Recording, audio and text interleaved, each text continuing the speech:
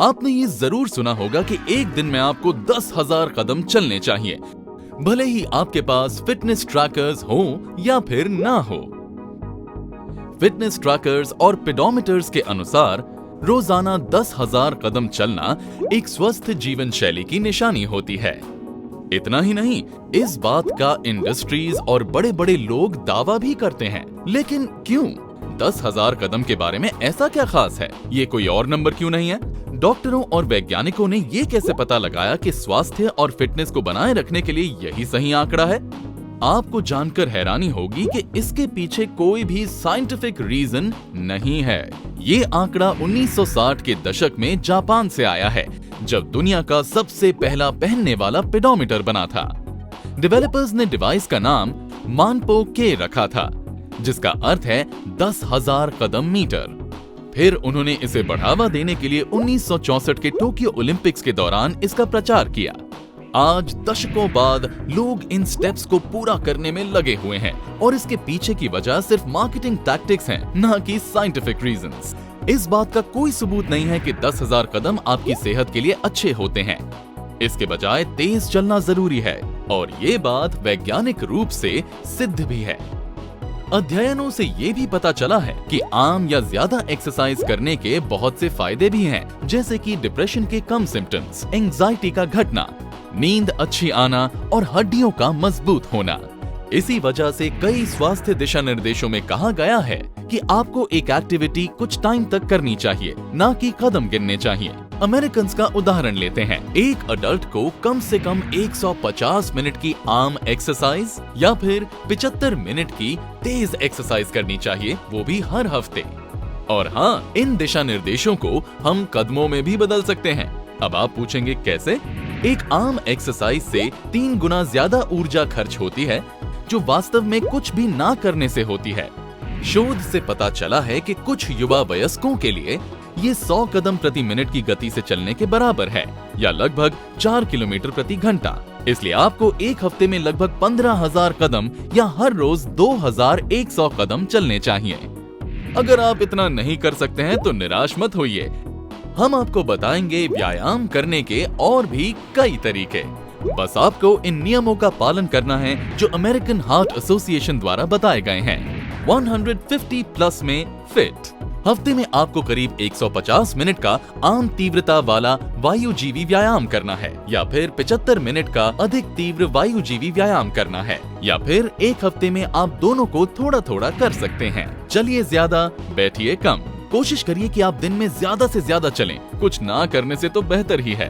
तीव्रता बढ़ाइए। जब भी व्यायाम करें तो अपनी तीव्रता को जरूर बढ़ाएं। व्यायाम करते हुए अगर आप फुर्तीला महसूस करने लगे तो व्यायाम का समय बढ़ा सकते हैं। मांसपेशियों की कसरत। हफ्ते में कम से कम 2 बार उच्च तीव्रता वाली मांसपेशियों की कसरत जरूर करें, जैसे कि प्रतिरोध या भार प्रशिक्षण। बेहतर महसूस करें। कसरत के बाद आपको बेहतर नींद आती है, याददाश्त तेज होती है, संतुलन और सीखने की क्षमता भी बढ़ जाती है, और ये सारी चीजें कम होती हैं। वेट गेन, डिजीज, डिमेंशिया और डिप्रेशन। अपनी हेल्थ के लिए इतना तो आप कर ही सकते हैं। इसलिए स्टेप्स के बारे में मत सोचिए, बस अपनी जगह से उठिए और चलना शुरू कीजिए। क्या आपको खाने की मेज पर ठीक से ना बैठने के लिए डांटा गया है? या क्या आपको बार बार सीधे खड़े रहने के लिए कहा गया है, या फिर टेढ़ा खड़े होने के लिए डांटा गया है? ऐसी बातें आपको गुस्सा दिला देती हैं, लेकिन लोगों का आपको डांटना गलत नहीं है। आपके दर्द के स्तर से आपके आत्मविश्वास तक आपका पोस्चर इतना प्रभावी है कि आप सोच भी नहीं सकते। बैठने या खड़े होने के दौरान आपका पोस्चर आपके शरीर द्वारा चली जाने वाली हर चाल की नींव होता है, और इस बात पर महत्वपूर्ण भूमिका निभाता है कि आपका शरीर कितना तनाव झेल सकता है। इन तनावों में शामिल है अजीब स्थिति में बैठना, भारी वजन उठाना, और सबसे महत्वपूर्ण, गुरुत्वाकर्षण। एक गलत पोस्चर के दौरान आपकी मांसपेशियों को आपको संतुलित और सीधा रखने के लिए ज्यादा मेहनत करनी पड़ती है। खराब पोस्चर धीरे धीरे आपके शरीर को कमजोर कर देता है और अन्य समस्याओं का कारण बन जाता है, जैसे कि पहला, जोड़े और स्नायु बंधन काफी जल्दी कमजोर होने लगते हैं। दूसरा, चोटों की संभावना बढ़ जाती है। तीसरा, कुछ अंग जैसे कि फेफड़े ठीक से काम नहीं करते। चौथा, भावनात्मक स्थिति और दर्द के प्रति संवेदनशीलता बढ़ने लगती है। कई अध्ययनों से पता चला है कि औसतन मोबाइल, कंप्यूटर उपकरण और अन्य इलेक्ट्रॉनिक्स के बढ़ते उपयोग से हमारे बैठने का तरीका खराब हो रहा है। क्योंकि इनका इस्तेमाल करते वक्त ज्यादातर गर्दन को झुकाकर रखना पड़ता है। तो बैठने का सही तरीका क्या है? जब आप आगे या पीछे से रीढ़ को देखते हैं तो सभी 33 वर्टेब्रे आपको एक सीध में एक के ऊपर एक नजर आएंगी। अगर आप किनारे से देखते हैं तो रीढ़ की हड्डी में 3 मोड़ होने चाहिए, एक आपकी गर्दन पर, एक आपके कंधे पर और एक छोटा सा आपकी पीठ के हिस्से में। अगर आपकी वर्टेब्रे एकदम ठीक है तो खड़े होने के बाद आपको एक सीधी लाइन बनती नजर आएगी और वो बनेगी आपके कंधों से कूल्हों तक और उसके बाद घुटनों से होते हुए एड़ियों तक। ये सीध आप में आपके गुरुत्वाकर्षण के केंद्र को बनाए रखती है और इसी वजह से मांसपेशियों में कम तनाव और खिंचाव पड़ता है। बैठते समय आपकी गर्दन सीधी होनी चाहिए, आगे की ओर झुकी हुई नहीं। आपके कंधे और बाहें आपके शरीर के करीब आरामदायक स्थिति में होने चाहिए। आपके पैर जमीन पर सीधे होने चाहिए और घुटने 90 डिग्री के कोण पर मुड़े होने चाहिए। आपके पोस्चर को बेहतर बनाने के लिए कुछ सुझाव। यदि आप डेस्क पर बैठकर बहुत अधिक समय तक काम करते हैं तो अपनी स्थिति को बदलते रहें। इस बात का ध्यान रखें कि शरीर के सभी हिस्से जैसे कि आपकी कलाई और कोहनी को किसी चीज का सपोर्ट हो। जरूरत हो तो स्क्रीन को ऊपर उठा लें ताकि वो आंखों के स्तर या उससे नीचे हो। आपको सोते समय सही करवट पर लेटना जरूरी है। इस बात का ध्यान रहे कि गर्दन के नीचे एक तकिया हो और पैरों के बीच में भी एक तकिया लगाएं। ऐसे जूते पहने जो आरामदायक हों और कम हील वाले हों। कंधों पर बैग को अच्छी तरह से लटकाएं। बैग कंधों से ज्यादा लटकना नहीं चाहिए। यदि आप बहुत ज्यादा बैठते हैं तो बीच में एक बार उठकर थोड़ा व्यायाम कर लें। ऐसा करने से आपकी मांसपेशियां स्वस्थ रहती हैं और शरीर को बेहतर तरीके से चलने में मदद मिलती है। अगर आप फिर भी अपने पोस्चर को लेकर परेशान हैं, तो एक फिजिकल थेरेपिस्ट से जरूर मिलें। उम्मीद है आज आपने कुछ नया सीखा। क्या आप उन लोगों में से एक हैं जिन्हें जिम जाने या परफेक्ट 6 पैक्स के लिए वर्कआउट करने में मजा नहीं आता है? आपके पास जिम मेंबरशिप भी है, लेकिन वक्त न होने की वजह से आप व्यायाम नहीं कर पाते हैं। ऑफिस में प्रेशर बहुत ज्यादा है और आपके बॉस को प्रेजेंटेशन चाहिए, वो भी वक्त पर। या फिर घर आकर आपको बच्चों को पार्क ले जाना पड़ता है या फिर घर का सामान लेने चले जाते हैं, इसलिए वर्कआउट का टाइम बचता ही नहीं है। हम आपकी बात को समझते हैं, ऐसा बहुत लोगों के साथ होता है। हम सभी इस चक्रव्यूह में फंसे हुए हैं। व्यायाम और स्वस्थ जीवन की जानकारी हमें ऑनलाइन मिल सकती है, लेकिन उसका शोध पूरा नहीं होता। हम आपके लिए लेकर आए हैं 5 आसान तरीके जो न सिर्फ मजेदार हैं, बल्कि आपके पेट की चर्बी यानी बेली फैट को कम करने में मदद भी करेंगे। चलिए शुरू करते हैं। गर्म पानी और नींबू। हम सभी जानते हैं कि नींबू में ढेर सारा विटामिन सी होता है, लेकिन इसका सिर्फ यही फायदा नहीं है। इसमें भरपूर मात्रा में vitamin B6, vitamin A, vitamin E और बहुत कुछ होता है। नींबू में सेब या अंगूर की तुलना में अधिक पोटेशियम भी होता है। नींबू में पाया जाने वाला पोटेशियम मस्तिष्क और तंत्रिक कार्य को उत्तेजित करता है। एक अच्छी प्रेजेंटेशन देने के लिए एक अच्छा मस्तिष्क होना भी जरूरी है। नींबू में सिर्फ विटामिन और मिनरल्स ही नहीं होते हैं। एक अध्ययन से पता चला है कि लेमन जूस में पाए जाने वाले पॉलीफेनॉल्स शरीर के फैट को कम करने में मदद करते हैं। उसी स्टडी से ये भी पता चला है कि जो लोग ज्यादा खाते हैं, पॉलीफेनॉल्स की वजह से उनका वजन भी कम बढ़ता है। इसलिए अपने दिन की शुरुआत इस तरह से कीजिए। 1 ग्लास गर्म पानी में नींबू निचोड़कर पी जाइए। देखा कितना आसान है। अपनी डाइट में प्रोबायोटिक्स ऐड करें। प्रोबायोटिक्स ऐसे अच्छे जीवाणु होते हैं जो वजन को घटाने और बनाए रखने में मदद करते हैं। प्रोबायोटिक फूड के कुछ उदाहरण हैं दही, केफिर, टेम्पे, किमची और अचार। अगर आपने इन्हें अपने खाने में शामिल किया तो आपके पेट के अंदर का गट फ्लोरा स्वस्थ रहेगा, यानी आंत में मौजूद ऐसे जीवाणु और जीव जो हमें स्वस्थ रहने में मदद करते हैं। विटामिन जैसे बायोटिन और विटामिन के गट फ्लोरा में ही बनते हैं। पेट में जमा हुए फैट को घटाने में ये बहुत मदद करता है। सोफे के व्यायाम। सोफे पर दाईं ओर लेटें और अपने पैर को जितना हो सकता है ऊपर उठाएं और फिर धीरे धीरे उसे नीचे ले आएं। इसे 20 से 25 बार करें, फिर बाईं तरफ लेटकर इसे दोहराएं। इससे आपके लव हैंडल्स यानी कि कमर की चर्बी कम हो जाएगी। हमने कहा था ना कि आपको ये सारी चीजें करने में बहुत मजा आएगा।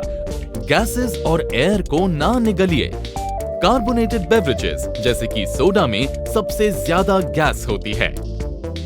इसमें मौजूद बबल्स में कार्बन डाइऑक्साइड होता है जो पीने के बाद सीधा आपके पेट में जाता है। इससे आपका पेट खराब हो सकता है या ब्लोट हो सकता है। गैसेस आपके अंदर कैसे जा सकती हैं? जब आप च्युइंगम खा रहे हो, स्ट्रॉ से पी रहे हो या खाते वक्त बात कर रहे हो। इसीलिए खाना शांत रहकर खाइए, पानी ग्लास से पीजिए और कार्बोनेटेड ड्रिंक्स की जगह पानी पीजिए।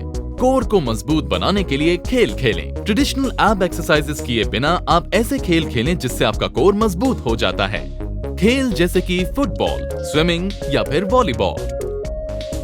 American college of sports medicine के अनुसार ऐसे खेलों से आप कम समय में ज्यादा से ज्यादा कैलोरीज बर्न कर सकते हैं।